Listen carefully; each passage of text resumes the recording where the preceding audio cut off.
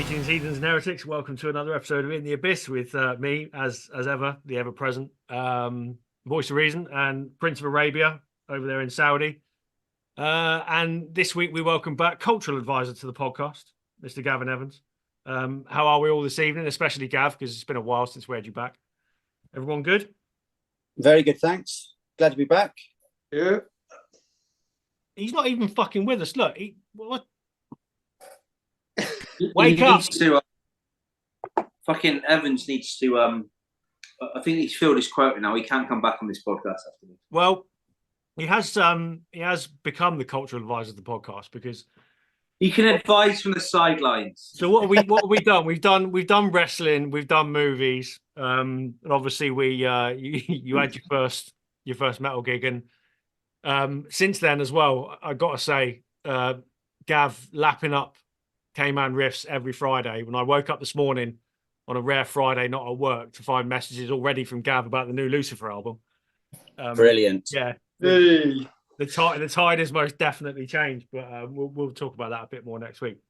Anyway, we got Gav back because this week we're talking gaming, and the links between heavy metal and gaming, no matter how tenuous that might be, unbelievably there is quite a lot. Myself and the voice of reason, not so clued up on this, so this is going to be one for Gav and the Holy Man, but we'll hold off on Padre talking about Doom and Quake and shit like that as much as we possibly can. So this is kind of broken down into three sections to a certain extent: before Tony Hawk's, after Tony Hawk's, but before Guitar Hero, and then after Guitar Hero. So I'll go to Gav first, and we'll just quickly, why the fuck are we linking heavy metal and gaming? Where did it start, and what were the first games? I think part of this is that I needed to complete a trilogy. So obviously we've done the wrestling, right? Fair enough. We've done movies. Edgar Wright's got the Cornetto trilogy. I'm going to call this the Campo Veo Rioja trilogy. Because for each one of these, I've had the red wine out. So I think what was interesting about this is as soon as I had the idea around thinking of this as another podcast, I mentioned it to a couple of people, and even people who maybe I wouldn't have thought necessarily gamers or metalheads. Both of them said, "Oh, do you remember that Motley Crue pinball game?" And there we go. That's how I've kind of started looking at the research, and there are quite a few bands who have managed to sell their soul to whichever computer company was willing to produce a game with their name on it. But if we go right the way back, the earliest one that I could find was 1989, a game called Holy Diver. And I'm just going to read the story of the game because I think it just sums up everything about it. It is the 666th year of the world of magic, and the Crimson Kingdom is facing destruction at the hands of the Black Slayer, demon king of the underground Dark Empire. Realizing that his days are numbered, the 16th Crimson Empire, Ronnie, decides to entrust his two infant sons, Randy and Zach, to his faithful servant, Ozzy. With Slayer forces closing in, Ozzy, Randy and Zach escape to another dimension with the hope of eventually bringing light back into the world. That is basically a Ronnie James Dio album. I mean, it's I mean, also with like kind of loads of Man of War. That is a synopsis that anybody would be proud of. That is brilliant. One thing you've got to consider, I think, is if you look at the demographic of like people that play computer games, then there's a lot. If you were to have a Venn diagram, there's going to be a lot of people on that in that diagram that overlap with heavy metal or punk or alternative music, whether it be electronica, EDM, metal, punk, or even some other forms of music that aren't in the mainstream. And a lot of those people you could also really describe as being maybe the kind of the black sheep in the group. So maybe they're more akin to being like kind of introverted. They're going to stay at home and learn how to code. So like you just remember the computer game company Codemasters, which made loads of games on those tapes. Like for the BBC Electron and the Spectrum ZX and all that kind of stuff. Commodore 64 was mine. Yeah, Commodore 64. Those guys were into metal, and they just stayed in their bedrooms, basically coding these games, and they made themselves into millionaires. So heavy metal losers, then, basically, like that Yeah. archetypal cliche of heavy metal fan. For lack of a better phrase, yeah, definitely. I mean, it's, you know, how many heavy metal fans who have been like, well, I've not been invited to that fucking you know, school party or whatever it is, or house party, so I'm just going to stay at home and learn this riff on the guitar and play that computer game, or, you know, do something else. I think there's something. And to watch that. wrestling. Yeah, and watch wrestling as well. And then also, you know, then as you've got computers developing, and you've got the dawn of the internet, then you've got the opportunity to play games on LANs and play games over the net. So then you've got people making groups over the net and stuff like that. And I mean, I remember a lot of the people that used to play computer games, and they would bring their computers over to each other's houses and rig up and make a LAN. Those guys were all into alternative forms of music, be it goth, metal, punk, whatever. You know, no one was like, "Hey, I'm a Spice Girls fan. Let's LAN. Let's play Doom all weekend." No one was. You didn't really meet anyone like that.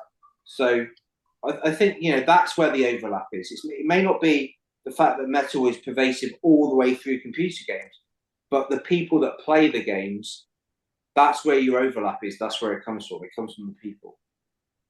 Right. I mean, I've noticed just on the wiki page that I've never heard of this game before tonight, but I can see why, because it was never formally released outside of Japan. Well, that says it all. Big in Japan. I mean, yeah. I mean, the synopsis alone does read like the concept of a fucking a Dio album or something like that. It's every heavy metal cliche in the book, and obviously your Ozzy, your Randy, your Zach, all of that. It's sort of nailed on, but that's not really mainstream. And like you mentioned earlier on, Gav, the Motley Crue pinball game, which is probably a little bit more. It's more likely to be known by people listening to this podcast, I would imagine. I can't imagine that many people are aware of Holy Diver as a game. No, I'd agree. And then I think, you know, to Padre's point, as technology and the consoles got better, you're moving into that space of, you know, the PlayStation with CDs, where you've actually got then licensed tracks on some of these songs. And then that's really where it kind of kicks off. Whereas, you know, early 90s, you know, you're still looking at Mega Drive, and maybe, you know, the SNES is just coming about. So you're still fairly plinky plunky in terms of your sound base. Yeah. Then, you're right. But even then, when you've got, even if you go back to like some of the earlier consoles, like the original Nintendo, the Spectrum ZX, the Amiga, those games, and you look at games like Double Dragon. Do you remember that one? The favorite. That, like, what I'm saying is, like, if you look at those games, I can get onto Streets of Rage as well. If you get on and look at those games, you look at how the bad guys and the heroes are all dressed. They're wearing patched denim jackets, wallet chains, fucking studs. You know, the soundtrack, even though it was 16-bit or 32-bit, and it was all like, you know, electronic stuff, it was definitely like having to like kind of use guitar sounds and stuff like that. And then you move into the cartridges. You've got the 16-bit systems like the Mega Drive, and then you get the CDs. And guess what? Once it goes onto CDs, then you can have licensed tracks. And it's not just even metal. I mean, I remember, what was it?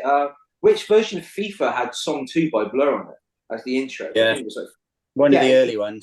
Yeah, it starts. It's everywhere. And it was the racing games. What was it? What was that game that had the Prodigy on it? It was the Wipeout on the PS1. Had lots of Prodigy on it. So yeah, you see music just because it was like, I think a lot of the time it was like that game. The game was trying to capture the current zeitgeist. So by putting pop music data to that time on it was a way of improving sales. Yeah.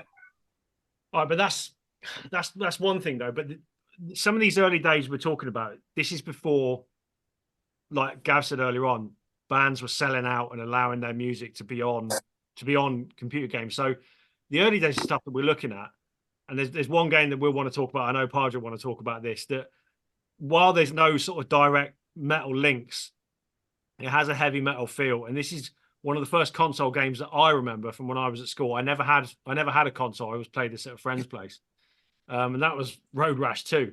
And there's a couple of things I remember about this game. And when I look back at it now, and you look at some of the pictures and some of the names and all this kind of shit, it does make you feel like there was a heavy metal edge. So, Holy Man, for those that are of a younger vintage than we are, tell us about Road Rash 2. Road Rash 2 was a seminal game. It was on the Sega Mega Drive. It wasn't on the Super Nintendo. And this is one of those things where this is back in the day where certain games would only appear on one console. Yeah. And a lot of people would buy a console based on wanting to play those games. Road Rash 2 is a motorbike racing game. It was one of the first games to have the split screen, so you could play against your mate on the other control pad, or you play against the computer. You do 5 races a level, you win money, you can buy better bikes, and it was also brutally violent. You could have chains, bats, you could kick the bike into oncoming traffic. The cops would chase you, and if you got caught, you got arrested, and you'd have to bail yourself out. And if you didn't have the money, you'd go to jail, and that's the game over for you. And then there were lots of characters, and they were called rashes. And this is the thing that cracks me up, because this is where the metal feel comes from. Because all these like bikers, again, they've all got names like Axel and Slash and Viper. And then there's a couple of the best ones, which are there's Sven and Jörg, the Johnson twins from Germany, and they What? Yeah, It's not even a fucking German name. yeah, or maybe they're Scandinavian, but it says in the book that they're from Germany. And Sven, firstly, Jörg looks like Dee Snider from Twisted Sister, and Sven looks like the footballer Rudi Voller. Is this, I have to ask, is this, I'm guessing it was a Japanese game, and is this like where they... Oh, no, this was Electronic Arts. This is an American game. Oh, right. So, because with a lot of Japanese games of those days, it's become a bit of an internet meme, but I always wondered why characters in Speedball and Kickoff 2 always had weird sort of English names, like, you know, like Sleeve McDykel and Gob Ronson and something like that. It was all like weird mutations of Western names, and it's because Japanese designers were trying to come up with fake names without, you know, latching onto anything. And it was, now I understand why. So they don't even have that excuse, then, it sounds. So when you, like, for example, the intro music to Road Rash 2 has a definite, like, kind of hard rock metal feel. It's like almost industrial too, but like, and it was all the little touches for me that made it. So, for example, when you finished the race, if you won, or you came in the middle, or you came last, or you got busted, or you didn't do very well in the race, like one of the other characters would pop up on the stream, and like, you know, they'd have a message for you. So this is Sven of the Jorgensen twins. If you don't, he goes, I could twist you into Danish, but I detest the Danish even more than I detest you. Okay, that's classic. Then, and again, this is what I mean by like kind of having a metal influence.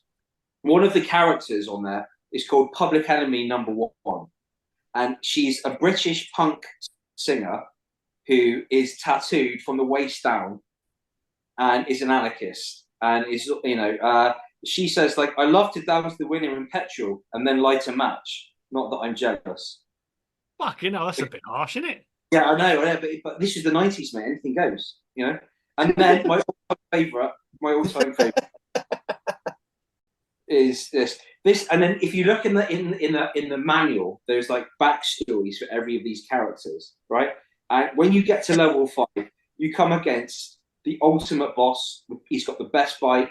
You know, he's always starts in first place. You always start in last place. You've got to catch him up. If you try and fuck with him, he'll get a chain out and hit you with it.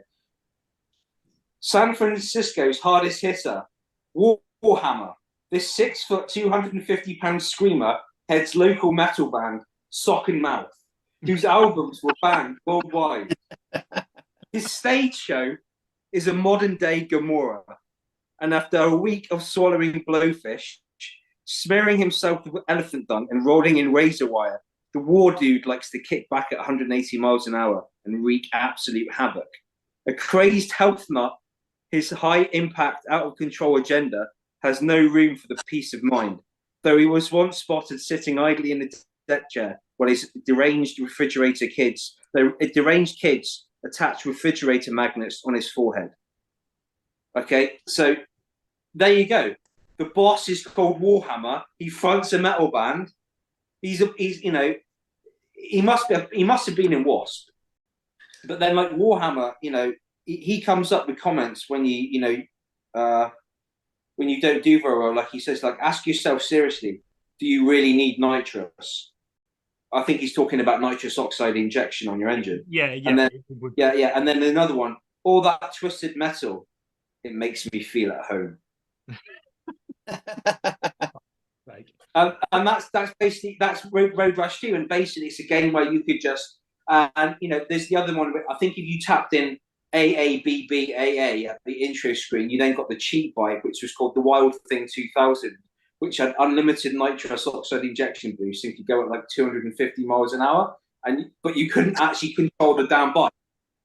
You couldn't keep it on a straight and narrow because you'd always you'd go into the back of a truck or something. It was just like that game, and it's 1995. Road Rash 3 then comes out, and then Road Rash goes on to the PlayStation, and that's when they started adding things like Soundgarden on the soundtrack, so Alice in Chains, Pantera were on the soundtrack and were on the PlayStation version. So then you did have more metal tracks on that game. But I just love that game because, I remember it. Like I said, I never had the console, but I did play it at my friend Darren's house, and I do remember we would play Road Rash 2 for fucking hours, just constantly. And Sven and Jorg are the names that I remember the most. The rest of it, I cannot remember, but those two names are the ones I do remember. So those are the things that kind of stick in your head. You are right with though, because the names in Streets of Rage, you've got Axel in Streets of Rage as well. Yeah, that name pops up again, and that's got to be coming from the fact that around this time, these Guns N' Roses is still a big deal. Yeah, of course. Of course. So, but again, I'm saying it's like a lot of these like kind of games where they were kind of trying to be kind of like almost like either steampunk or almost have like a gothic tinge to them. A lot of them, these games were not necessarily being made by people that were pure metalheads, but these people were looking to metal for the aesthetic. Yeah. So I think that's quite true of a lot of games. Well, if you look at Doom, which came the year after, Robert Prince, the guy that did the soundtrack there, he said he took all of his cues for the music from Metallica, Pantera, Judas Priest, and Slayer. Yeah. Again, I never played Doom, never in my life. But I mean, any game where you're going around slaying demons with a big fucking gun, that's probably fairly metal. Yeah. I mean, there was a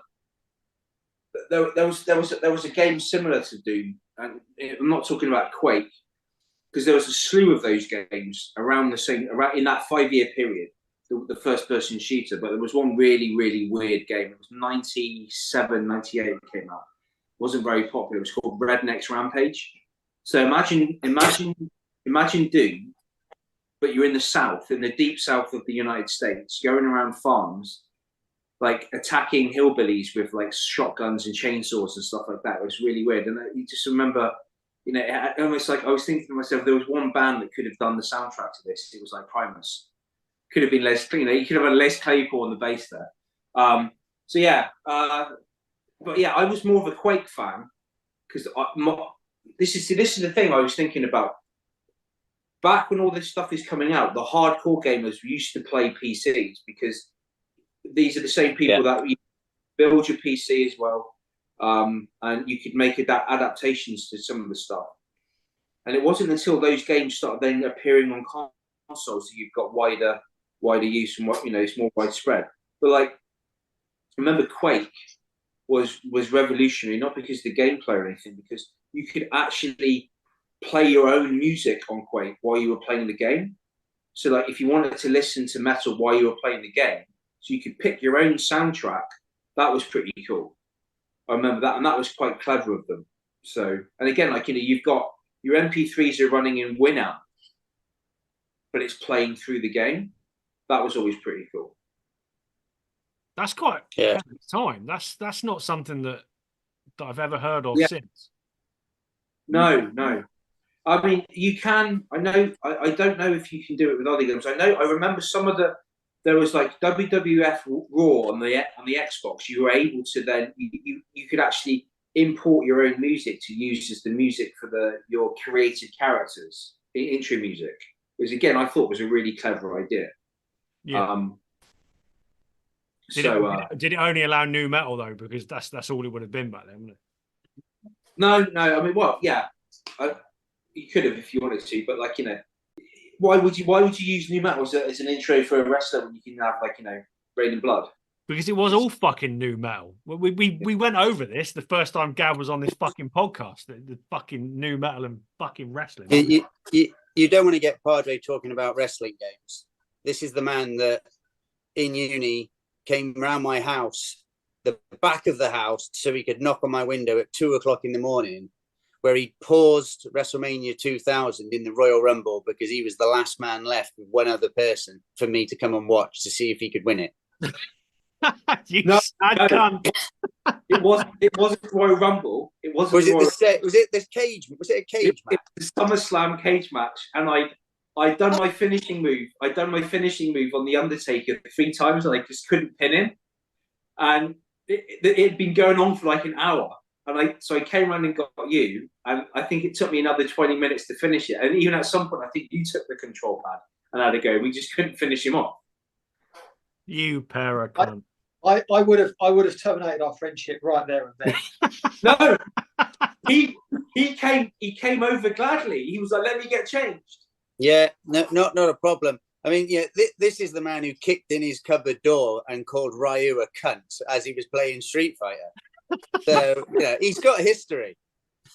Yeah, that doesn't surprise me in the slightest. But as you move kind of through the 90s, though, you kind of get to a point then where the Dreamcast came out, and then finally you get Crazy Taxi. And I think that's probably the first game which I immediately pinned to songs because of the soundtrack, primarily led by Offspring, with a bit of Bad Religion on there as well. And if I ever see the game Crazy Taxi, I'll immediately think of those songs. Yeah. That's another and game. vice versa. I remember the game like visually. I can remember it, but never played it, so I didn't even know there was any kind of linked with music. Brilliant game. Sega have just announced that they're doing it up and doing like a HD version, which is going to be released this year. What they'll include on the soundtrack, I don't know. If they do include the original Offspring songs, that would be a good nod to the past. No, it'll be Fall Out Boy and Panic at the Disco. Well, even that's probably old fashioned. I don't know. I'm not down with the kids, but yeah, that wasn't one that ever came to me. Going into the 90s and going into the late 90s, looking at the list of things we've got here, if we're talking heavy metal and gaming, we need to talk about the whole Iron Maiden and Ed Hunter thing. And to be fair, Maiden have carried on with the gaming stuff. They've done quite a few online gaming features that have come out with releases and singles and stuff like that, and it all kind of feeds in. But Ed Hunter was where it started. Now, from what I remember, it all came on a CD-ROM as part of the Ed Hunter Best Of package, which was when Bruce returned to Maiden in the very late 90s. And do you remember, Padre, that Maiden's first reunion show in Europe, they did a show in Paris. I think it was in 99. Yeah, Megadeth supported, Yeah, Megadeth supported. And it was like, you got Maiden coming back. They're bringing Bruce back. We'd never seen him before. And the only fucking show they play that's anywhere near is fucking Paris. They didn't even play a show in London. And that's always bollocks me, that has. I know. Because we were at Big Day Out, weren't we? It was Big Day Out, yeah. Yeah. We were queuing for Dave Mustaine signing, weren't we? Yeah. Why on earth did they think? What did the French do to deserve that? I'll be honest. You got to remember though, the UK just wasn't buying metal at the time. This is it. I think we talk now about the UK's attitude towards trad metal, even for all these bands we want to come and see play. And in the late 90s, trad metal, old school heavy metal, whatever, was at its lowest point. Yeah, I got completely. into it as most unfashionable, so that says it all. But I know, the fan base for Maiden was there. It was Well, a sleep. I don't think was it it? was. No, You've got to bear in because- mind that when they had Blaze in the band, yeah, they were playing like fucking 4,000 capacity venues, 3,000 capacity venues.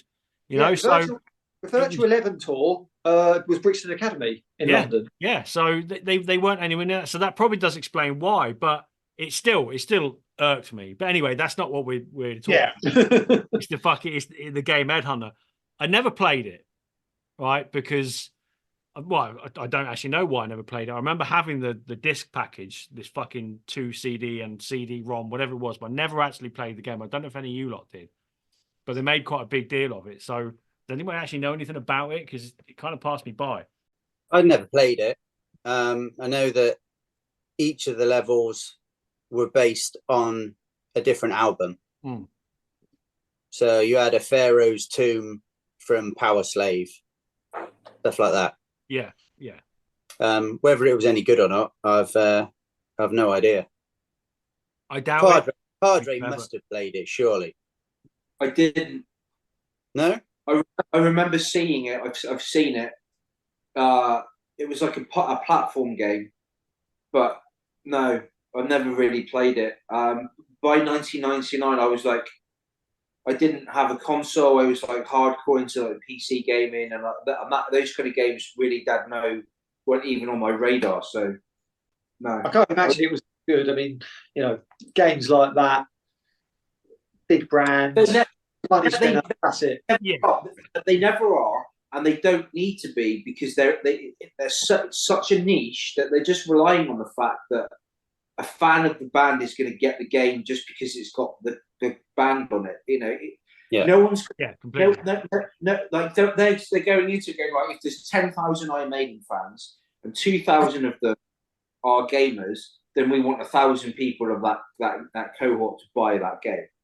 That kind of thing. It's not like they're going to spend 2 years crafting this immaculate game with cutscenes and spend millions of dollars on it because they want it to be a smash. Like, not like Halo or something.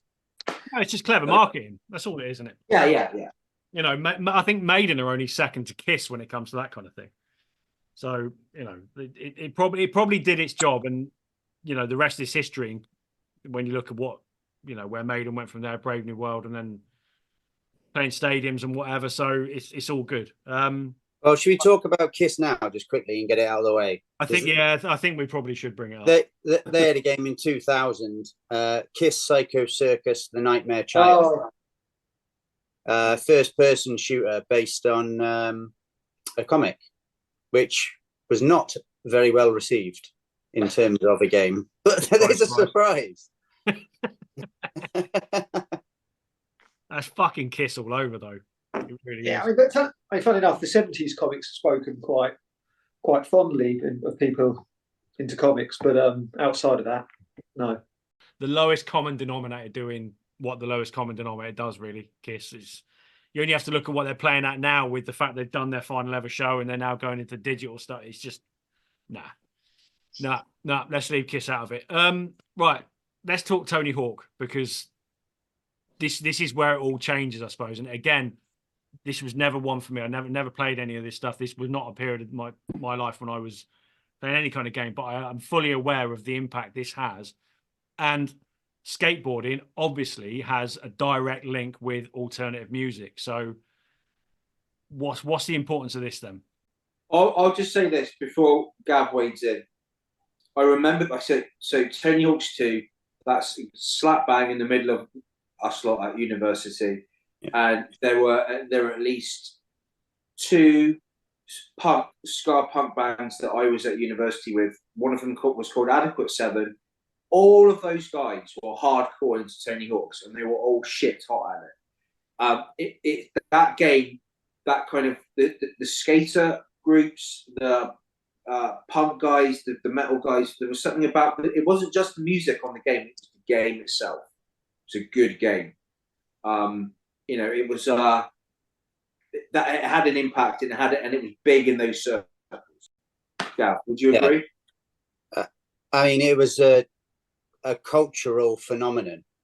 It put Tony Hawk's on the map, and then any game past that point which had his name attached to it immediately sold a huge amount of copies. I dread to think how much money was made from the Tony Hawk series, because past the first couple of games, you got to a point where it was every year there was a new one, and it even moved through the console. So, you know, the first couple you had on the PlayStation, the Dreamcast, and they were still going on the GameCube into kind of the PS2, PS3.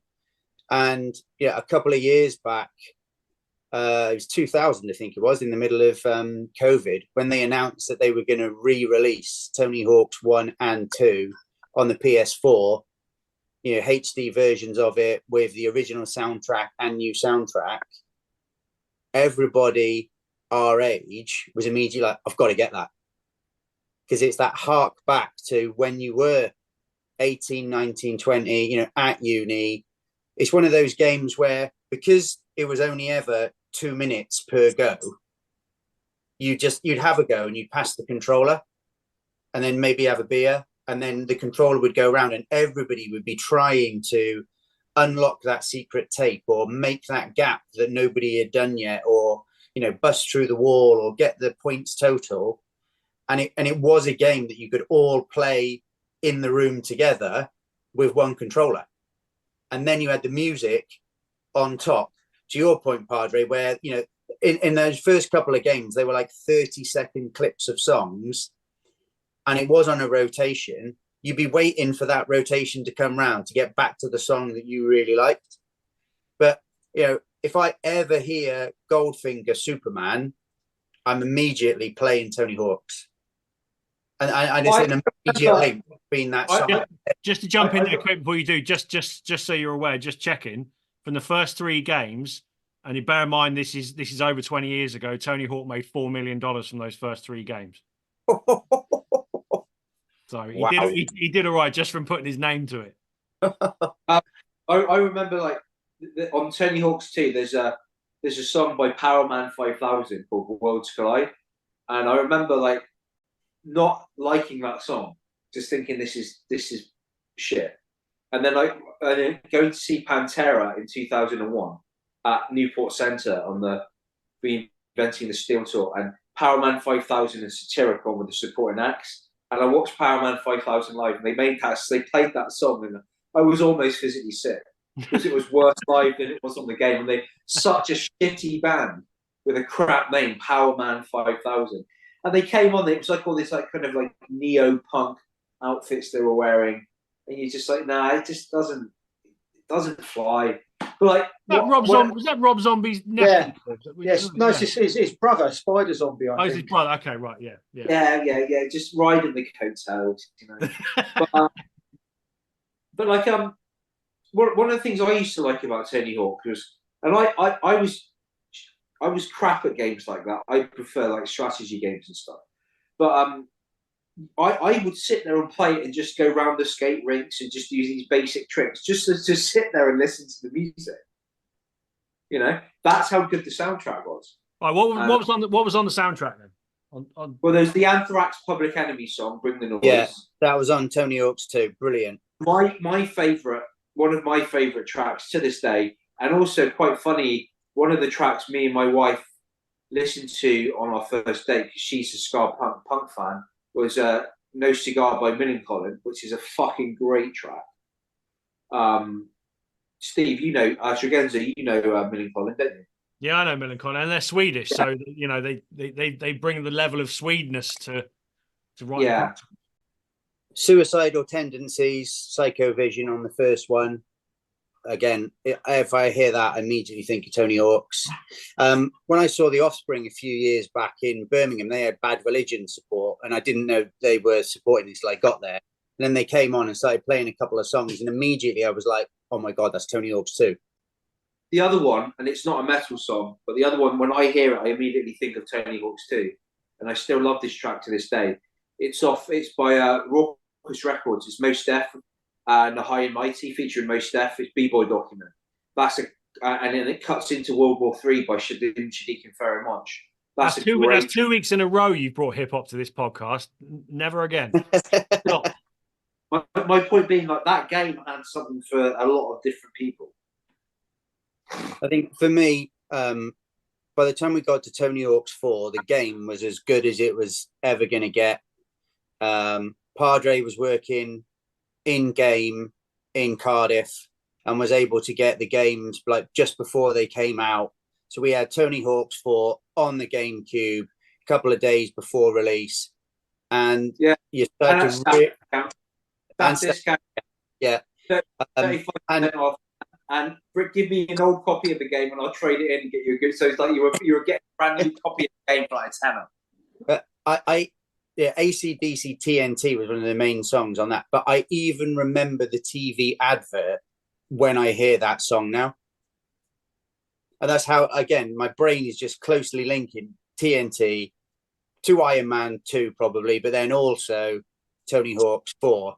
And Iron Maiden sold their soul on that one as well, because you had the unlockable character of Eddie in Tony Hawk's 4. I was just about to ask about that. I've seen that in the notes. So how did that work then as a character? I think you've just got to a point where you add so many points or whatnot, and then you could choose secret characters to get. And it was literally like a full size, like alien, human sized Eddie on a skateboard. That's class. See, Maiden would have earned out of that as well. That would have been there's a bit of money in that. Just sticking Eddie in that game. Yeah. That would have been an earner. But fair play, because that's, you can understand why bands do it though, because you're breaking into, like Padre said, is that cross contamination of people that are going to be into all of this, into gaming, into metal, into punk. Yeah. So allowing your music to be on these games it's a no brainer, really. It is, and I think as soon as you got past Tony Hawk's 4, everybody started to realize, if I've got my music on these songs, it's probably now going to be on people's iPods, because that was probably at about the same time. You've got iTunes has started, downloads, and so the likes then of Kiss and Metallica and Motley Crue and all of those have come in. But then alongside, Mastodon and Entombed and Lamb of God were on, I think, American Wasteland. So it started to get much more diverse, and then maybe a move away from your skateboard punk type music into a bit more metal. Yeah, because this is where I come in. This is where I say stuff. Because I had an Amiga in my early teens and played a few games there, but generally wasn't a massive thing for me. But after we did our degree, I treated myself to a PS2 because I thought I deserve something nice. And animal. I know, and I was mainly born into it because of Vice City. Because great. I'm a massive 80s nerd, as we all know, and I just saw that. Are you? I don't think you've mentioned that. No. And I just thought, I've got to play that game. And I treated myself to it, and I spent 6 months playing that game a lot.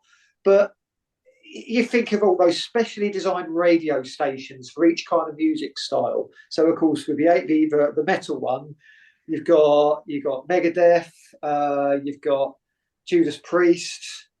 I had it written here actually. Motley Crue, of course, Iron Maiden, and also the classic "Turn Up the Radio" by Autograph, Anthrax, Slayer, Raining Blood. It's just you got the other good stuff, all the other 80s stuff I liked, but it was great actually being able to drive around and do crazy shit to those songs. And the thing is, at the time, I had this like poncy little fucking tiny colour television, which was straining. So I've never played Vice City on a decent television. So I probably need to make a point of doing that one day.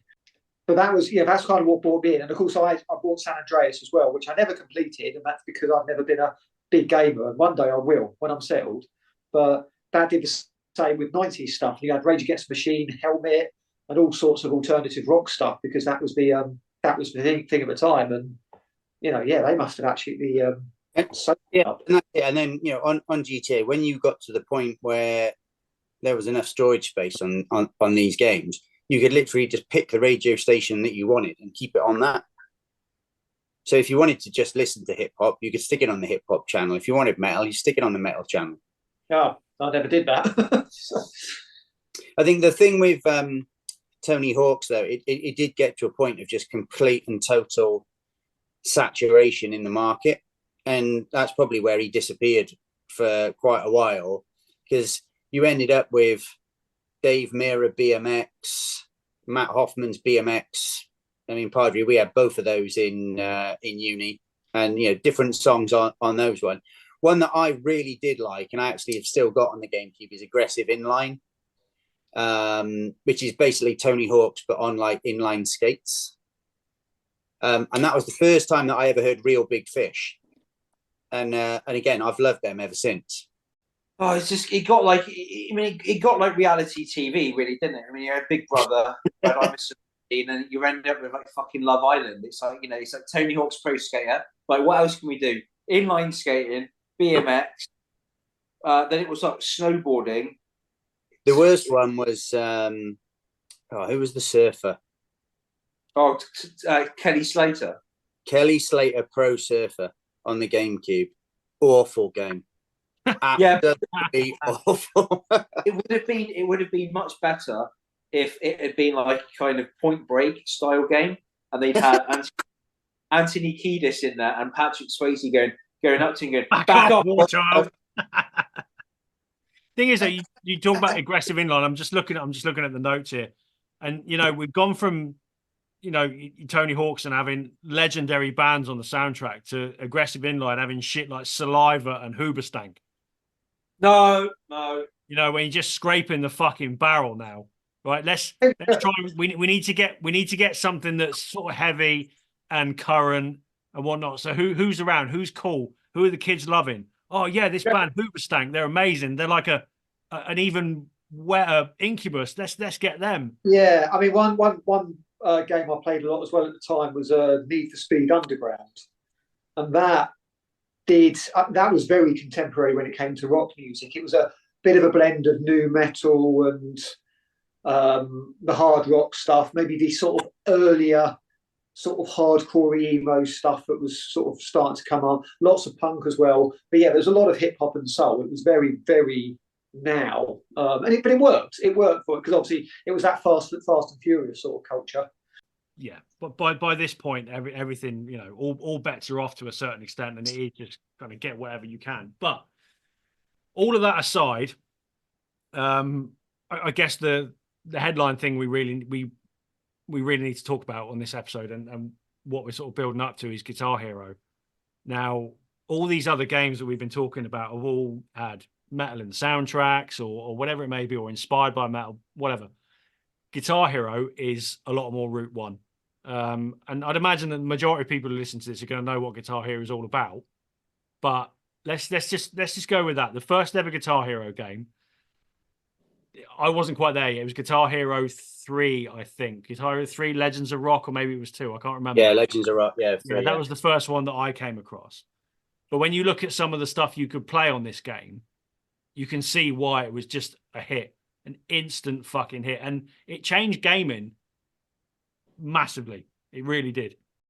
Getting that first Guitar Hero and getting that guitar out of the box, just unbelievable. And the track list on that first game, even though they were all kind of cover versions, because I guess they didn't want to throw all of their money at that first one just in case it didn't stick against the wall. So they're all kind of covers rather than licensed copies. But I mean, if you run through Ace of Spades, Bark at the Moon, Cowboys from Hell, Heart Full of Black, Burning Brides, I love that track. I Love Rock and Roll, I Want to Be Sedated, Iron Man, Symphony of Destruction, You've Got Another Thing Coming. They were literally all on that first game. Yeah. 30 tracks, just amazing.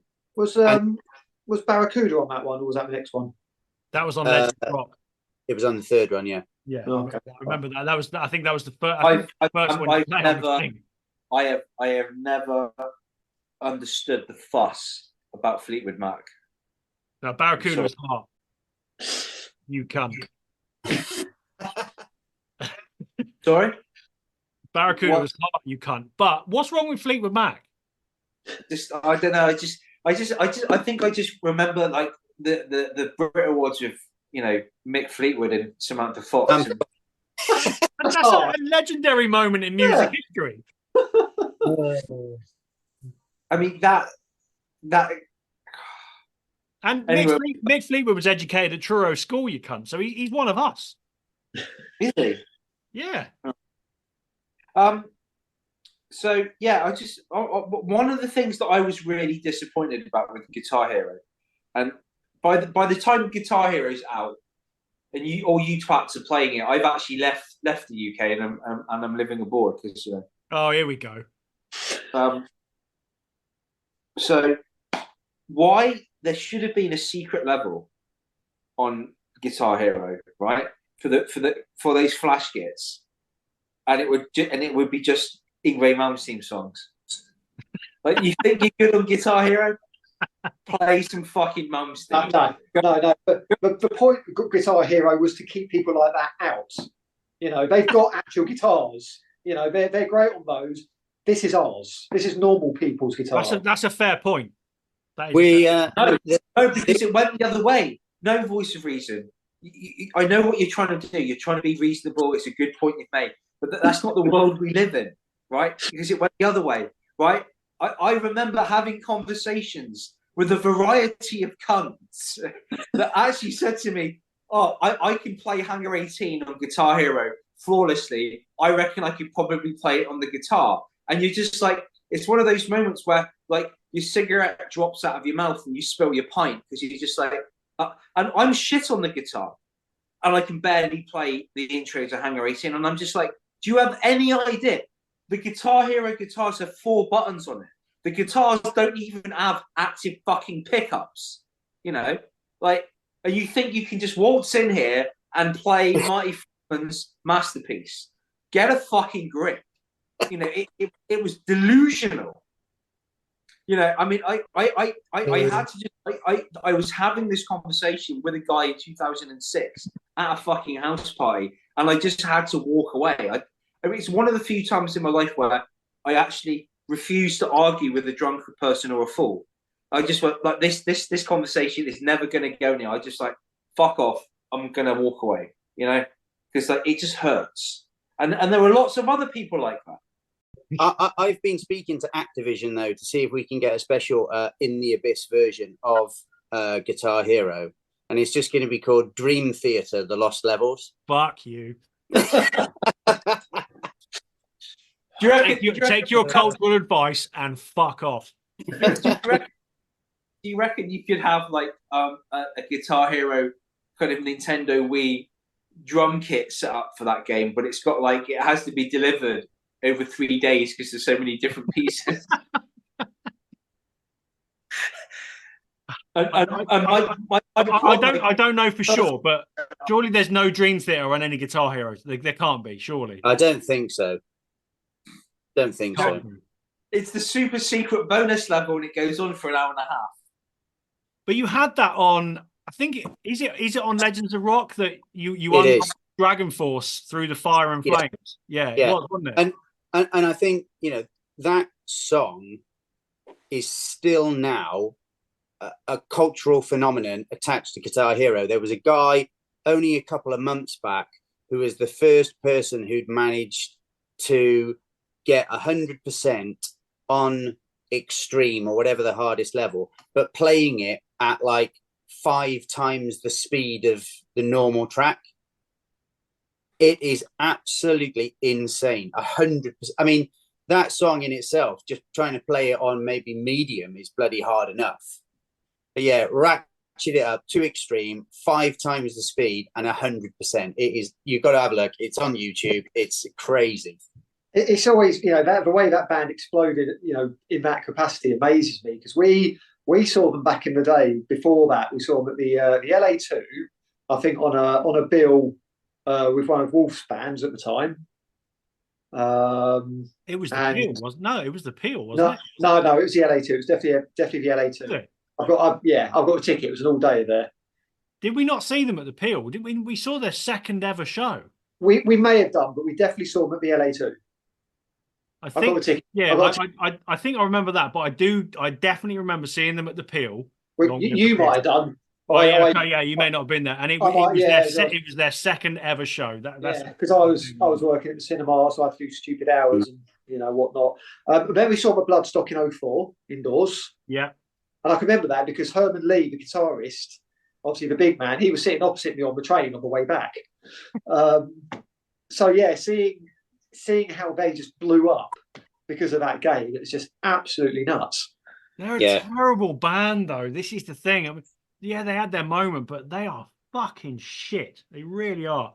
And I don't know, but you're right. This particular song and the link with Guitar Hero, it obviously did them some good. So I guess fair play. But yeah, and I think Guitar Hero then it was similar to Tony Hawk's. It probably hit its peak in and around Legends of Rock, where all of a sudden you're up to 60, 70 songs on a track list.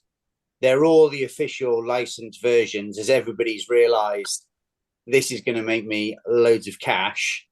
And Legends of Rock has got a great soundtrack. I mean, you've got Slipknot on that, White Zombie, Slayer are on it. And then when you went to World Tour, then when you got the drum kit with it, and you could get the bass guitar. I mean, I had the drum kit, and it was just absolutely brilliant. It was great fun. Great fun. So for me at that time, I think Finley was 2 years old, my eldest, and I've got videos of him, holding the Guitar Hero guitar, trying to play the guitar, and then sitting on a stool, literally on the drums. The drum kit thing. I mean, it was Rock Band one that had the drums first, and then Guitar Hero branched out into that as well, and that was just golden. It really was. It was just so much fun. It was so addictive. You had great songs. But going back to Guitar Hero Legends of Rock, Guitar Hero 3, I had a Wii at that time, so the controllers were slightly different.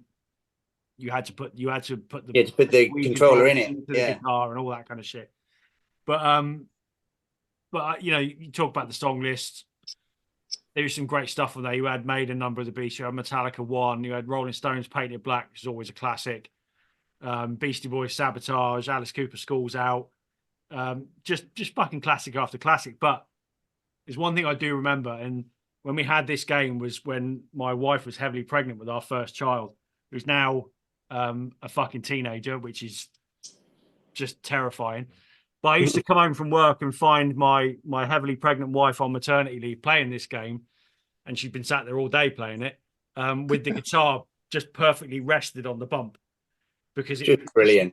It was like she looked like fucking Mark King from Level 42. So I will always remember that. She found it so addictive. But we played this game for fucking hours, and me not being a gamer, it was something completely different. It was so interactive and it was so much fun. And you had the guitar battles as well, didn't you, with Slash and Tom Morello? You did, yeah. It's really one of those games where you've got that completist kind of view of, I want to get a better score, I want to try and get 100%. But you've also got that, I'll just have one more go. I'll just have one more go. And before you know it, it's 2 o'clock in the morning. The only thing I did find with this game, though, was that you had to have the TV really loud because you had to overpower the sound of the actual controller. The clacking. Yeah, it was loud. So you had to have the TV really loud. Got to the point where I got an amp and just wired everything through speakers so it would overpower the sound. But, that's a small thing. And then, as Guitar Hero kind of went on, you got into the speciality versions then, didn't you? So you've got a Guitar Hero Metallica, an Aerosmith, a Van Halen, and then from a rock band, I think you had Rock Band the Beatles. I had that one, but then you had weird shit like Rock Band Lego. What? I didn't even know that existed. But it was basically just the same as Rock Band, but all of the videos were just Lego characters. I remember Guitar Hero Metallica, because not only did you have all the Metallica stuff, you had a load of stuff that was like they were fans of and they were influenced by as well, didn't you? You had Corrosion Conformity on there, you had Diamond Head on there, The Sword, Mastodon, Thin Lizzy, Merciful Fate, Priest, Social Distortion, Alice in Chains, fucking just loads and loads of stuff. And I think that's probably my favorite one musically because, yeah, you had all the classic Metallica stuff, plus you had all these great songs to go with it. I love playing War Inside My Head, Suicidal Tendencies. I've still got that guitar up in my attic, and it's worth a fortune now. It's ridiculous. That's mad. That's mad. Yeah. That just shows the impact this game had.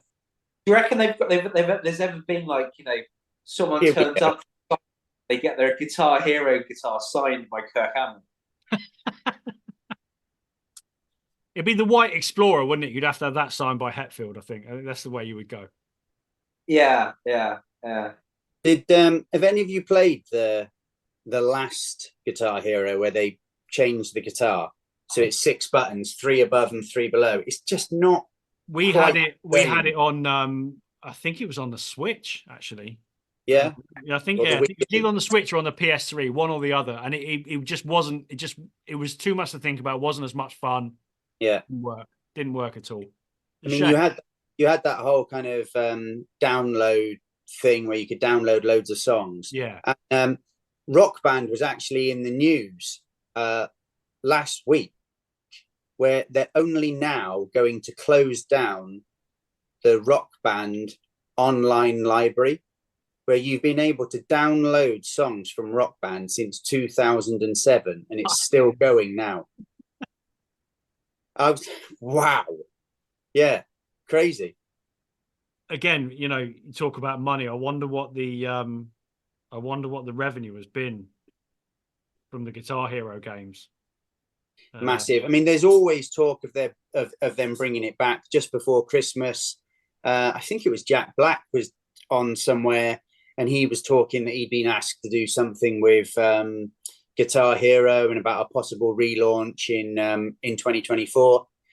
What was great to see is that everybody on Twitter basically said it's got to be the original guitar. We want it back to the original guitar, just dead simple and just great songs. I'm surprised that it hasn't made a comeback, to be fair. I'm just looking at the I quickly Googled it, and the US alone, the Guitar Hero series of games, the revenue was over $2 billion. Oh my God. Wow. That's the US alone. So I mean, we talk about the subject of video games itself, the amount so many people out there don't really realize how much the video game industry is worth, because this is a conversation that kept coming up, I think, after Brexit, when there were talk about companies and the interaction with Europe, and that was going to be affected, and Europeans going back, because we always talk about fishing and whatnot, and it's of course the video game industry in the UK is worth so much more than fishing, and yet we bugger that up for the sake of fish, and that's the thing. It's I don't. Sorry, little kid. How has Brexit affected the UK gaming industry? I think again, I'm not certain, but I think the argument was the UK gaming industry has a lot of international employees, and so Brexit potentially affected their employment. I don't know. Like I say, I know it was talked about at the time as going to be affected way more because of the amount of money. I mean, even like when that kid beat Tetris the other day, some nasty comments on in the media that it's a waste of time, isn't it? It's like it's a huge industry and it's a viable art form now. So yeah, of course it is. Of course it is. Shut the fuck up. But what would? Yeah, but you can study programming for computer games at university now. You can do master's degrees in it. I mean, it's like if people work in that sector, you can go and do training to get into that sector. And think about all the people that could have gone into kind of like being animators for comic books. They've gone into animation digitally for computer games. It's like it's a really wide artistic sector. And it's cool. Computer games are fucking cool. Everyone does it now. I mean, I remember when I was, like Gav mentioned, I used to work in game. After the Xbox came out, because all the guys that worked in the shop were all like young 20-something men. And like, we were like, going, you notice the amount of like single females coming in and like buying Xboxes and stuff. You definitely started seeing it then, like, different people buying computer games and consoles. And now it's a lot more acceptable. Yeah, one of the arguments that pisses me off is like, oh, it's 70 quid for a game. But then some of these games, it might take you 150 hours to finish that game completely. That's 50p an hour. And like they have a lot of the big games, they have writers, they have actors, it takes 2, 3, 4 years to and this is the other thing. Right? These games, some of these game franchises, when they get released, they're cultural events. Like there's already like one of my favorite games is StarCraft. And StarCraft 3 is being touted at the minute, and like everyone's like, "Oh my god, StarCraft 3 is going to be amazing." Diablo's another one, and a lot of these are Blizzard games as well. World of Warcraft, which I'm not really into, but Warhammer's the other one, and then you've got the Grand Theft Auto franchise is massive. Obviously, there's the Sonic, Mario. I'll tell you one thing we didn't mention in terms of, again, a game that's not necessarily metal but that has metal touches. It's Street Fighter 2. Yeah, of course. Yeah, I mean, like, you know what it's like. You've gone all the way through. You're on M Bison, the end level boss. He's done you 2 or 3 times in a row, and you're like, right, I need to change characters. Who do I get in to finish the job? It's always Guile, because the man has had military training. All right, look, all of that's the past. What about the future then? Where could it go? Because since Guitar Hero, VR.